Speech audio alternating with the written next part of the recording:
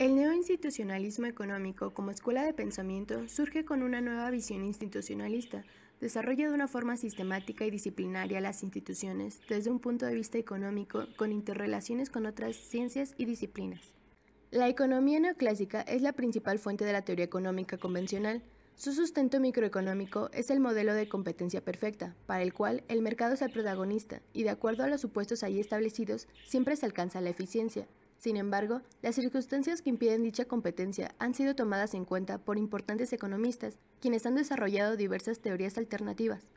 Algunas de estas teorías están agrupadas en la escuela denominada neoinstitucionalismo económico, y no obstante la diversidad de los temas, tienen en común las siguientes dos características. Reconocen la importancia del mercado como la mejor forma de asignar los recursos. Sin embargo, enfatizan que la mayoría de los mercados son imperfectos y por lo tanto deben considerarse las fuentes de dicha imperfección. Aceptan que una de las formas vitales para hacer que un mercado sea lo más eficiente posible son las instituciones, pero resaltan que mediante estas se pueden evitar muchas de las imperfecciones del gobierno. Ronald Harry Coates nació en Grimsby, Reino Unido, en una familia de empleados públicos. Ambos padres eran funcionarios de servicios de correo y quizá por eso manifestó un permanente interés por el estudio de servicios públicos británicos, habiendo publicado artículos sobre los servicios de correo, los faros y las emisoras públicas de radio. Estudió en la London School of Economics, donde se graduó en 1932 y empezó a trabajar como profesor en la London School of Economics and Commerce hasta 1934. Dio un par de cursos en la Universidad de Liverpool de 1934 a 1935 y en London School of Economics desde 1935 a 1951. Posteriormente, emigró a Estados Unidos trabajando en la Universidad de Buffalo en el Center for Advanced Study in the Behavioral Sciences en la Universidad de Virginia y desde 1964 en la Universidad de Chicago en la Escuela de Derecho. Fue editor de la revista Journal of Law and Economics de 1964 a 1982. Ronald Coates no ha destacado por publicar grandes libros, pero sí ha publicado innumerables artículos económicos legales a lo largo de toda su trayectoria académica y profesional. Dentro de todas estas publicaciones destacan tres grandes trabajos. El problema del costo social, 1960, es el artículo considerado como el más citado en la literatura económica. El teorema de Coates hizo que Coates sea considerado el iniciador del campo de estudio del análisis económico del derecho. Y finalmente, el análisis de costos de transacción, derechos de la propiedad para la estructura institucional en el funcionamiento de la economía, le otorgó el Premio Nobel de Economía en 1991. Ronald Harry Coates fallece el 2 de septiembre de 2013 en Chicago a la edad de 102 años. Douglass North fue un historiador y economista estadounidense galardonado con el Premio Nobel de Economía en 1993. Fue un pionero en la aplicación de las matemáticas modernas para el estudio de la historia, es decir, la historia económica. Sus primeros estudios durante la infancia fueron en colegios de Suiza, Canadá y Estados Unidos. Sus estudios universitarios fueron en la Universidad de California. Fue en esa misma universidad donde se licenció y doctoró. Empezó dando clases en la Universidad de Seattle, enseñando teoría económica. Permaneció vinculado a esta universidad por más de 30 años. Al mismo tiempo, trabajaba en la Oficina Nacional para la Investigación Económica. Fue consejero del entonces presidente de Checoslovaquia y asesor de los gobiernos de Rusia, Argentina y Perú. Su investigación se centró en las instituciones políticas, entendidas como reglas que reducen los costos de transacción de toda economía. Este interés por lo político lo llevó a formular una política de costos de transacción en su principal obra llamada Instituciones, Cambio Institucional y Desempeño Económico. Las instituciones existen debido a que minimizan los costos de interacción humana. Son formales, constituciones y leyes, o informales, código de conducta tradicionales, creadas específicamente, por ejemplo, por el sistema monetario de Estados Unidos, o simplemente evolucionan a lo largo del tiempo, por ejemplo, la tradición de dar propinas. Las instituciones son las reglas formales e informales que gobiernan la conducta económica y política. En contraste, los jugadores son los individuos y organizaciones que explotan las oportunidades proporcionadas dentro de una estructura institucional particular. Robert William Fugel. Datos biográficos. historiador y economista estadounidense nacido en Nueva York en el año 1926. Destacado por su aplicación de los métodos cuantitativos al estudio de la historia económica, aportación con la que en 1993 recibe el Premio Nobel de Economía junto con Douglas North. Foucault estudió en la Universidad Cornell y en la Universidad de Columbia. Trabajó en la Oficina Nacional de Investigación Económica y fue profesor de la Universidad de Chicago de 1964 a 1975, en Harvard de 1975 al año 1981 y nuevamente regresó a Chicago a partir de 1981. Falleció a los 86 años de edad el 11 de junio del 2013 en Oakland. Entre sus principales obras destacan Los ferrocarriles y el crecimiento económico norteamericano, publicada en 1964, Tiempo en la Cruz, la economía esclavista de los Estados Unidos, publicada en el año 1974, Las lecturas sobre la nueva historia económica, publicada en 1977. Entre sus aportes a la economía, Foucault pone en tela de juicio la afirmación de que ciertas innovaciones tecnológicas son indispensables para el crecimiento económico de un país.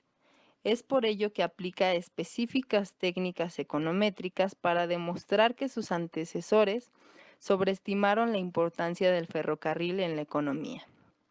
Para ello, construyó una estimación de lo que hubiera sido la economía si el ferrocarril no hubiera existido. Su conclusión era que el tren había aportado solamente el 5% de la renta nacional. Foucault también introdujo conceptos muy innovadores, tales como el ahorro social, el cual se refiere a la contribución del ferrocarril a la renta nacional. También introdujo conceptos como contrafactural, que hace referencia a la idea de imaginar lo que hubiera sucedido si el ferrocarril no se hubiera construido, es decir, de no haberse llevado a cabo lo que realmente se realizó. En su segunda obra, Tiempo en la Cruz, la economía esclavista de Estados Unidos, demuestra que la esclavitud era económicamente viable y muy productiva. También que los esclavos en Estados Unidos recibieron un buen trato, que el nivel de vida y la productividad de los esclavos se comparaban ventajosamente con la de los trabajadores libres. La escuela neokeynesiana o neokeynesianismo, término introducido por Paul Samuelson para referirse al proyecto de integrar las visiones neoclásicas con las keynesianas, fue uno de los paradigmas más visibles de la economía en la segunda mitad del siglo XX. El enfoque neokeynesiano surge de la síntesis entre las primeras ideas de John Maynard Keynes e ideas procedentes de la escuela neoclásica. Paul Samuelson, economista estadounidense que destacó por sus contribuciones a los modelos cuantitativos y de optimización en economía. En 1970 recibió el Premio Nobel por su desarrollo de la teoría económica estática y dinámica, además de su aportación al análisis económico. Samuelson inició sus estudios superiores en la Universidad de Chicago, donde se licenció en 1935. Después ingresó en la Universidad de Harvard para alcanzar el grado de doctor en 1941. Con la intervención estadounidense en la Guerra Mundial, Samuelson compaginó su labor docente con un puesto de economista en la Oficina de Planificación Nacional de Recursos, centro desde el que controlaba la evolución del empleo. De planificación pasó a la Oficina de Producción de Guerra y a la Oficina para la Movilización de Guerra y la Reconstrucción. Al finalizar el conflicto y hasta 1952, perteneció a la Oficina de Tesorero de Estados Unidos, de la que después fue asesor. Al tiempo que trabajó intensamente en el Departamento de Economía del Instituto Tecnológico de Massachusetts, MIT, hace que consiguió convertirlo en una referencia de primer orden para cuestiones relacionadas con el campo de la economía. Con respecto a la microeconomía, desarrolló el concepto de preferencia revelada y abrió caminos en las mediciones de la utilidad. Otras de sus líneas de investigación giraron en torno a la teoría de producción y a la programación lineal para la optimización, con la publicación junto a Robert Solow y Robert Duffman de Linear Programming and Economic Analysis, y al comercio internacional con el teorema de igualdad de precios de los factores. William Jack Baumol nació el 26 de febrero de 1922. Es un economista neoyorquino de corriente neokeynesiana. Es el profesor de economía en la Universidad de Nueva York actualmente. Tiene diversos aportes a la economía, en los cuales destacan el modelo matemático Baumol. Es el ejemplo por excelencia que nos explica la demanda de dinero con el fin de intercambiarlo por bienes y servicios, teniendo en cuenta a la vez un motivo de especulación. Mantener dinero líquido tiene un costo de oportunidad. Consiste en el monto de intereses que se deja de ganar por no tenerlo colocado en activos. Pero también un aspecto positivo, ya que tener dinero líquido nos permite hacer frente a cualquier transacción de una manera rápida. Luego tenemos la enfermedad de los costos, de que de acuerdo a Baumol se debe a que la productividad, entendida como producto por hora de trabajo empleado, crece a diferentes velocidades en los distintos sectores de la economía. Es decir, hay sectores en la economía cuya productividad se ha incrementado constantemente desde la revolución industrial debido a la introducción de tecnologías que reducen la cantidad de trabajo necesario en la producción. A su vez, hay actividades en las que es muy difícil incorporar dichas tecnologías al proceso productivo, por lo que la productividad en ellas crece a menor velocidad. La tercera es la teoría de los mercados contestables. Sostiene que hay mercados servidos por un pequeño número de empresas que, sin embargo, se caracteriza por los equilibrios competitivos y por lo tanto deseables resultados de bienestar, a causa de la excelencia del potencial a acceder a corto plazo. Por último, una aportación esencial de Baumol es explicar cómo se genera el crecimiento económico. Apoyándose en autores clásicos, Baumol explica el crecimiento como efecto de la innovación, considerando al empresario una figura clave cuya misión principal no es inventar y ni siquiera la asunción de riesgo, que hoy en día correspondería al socio capitalista, sino saber atender las necesidades de los demandantes de forma rápida y adecuada.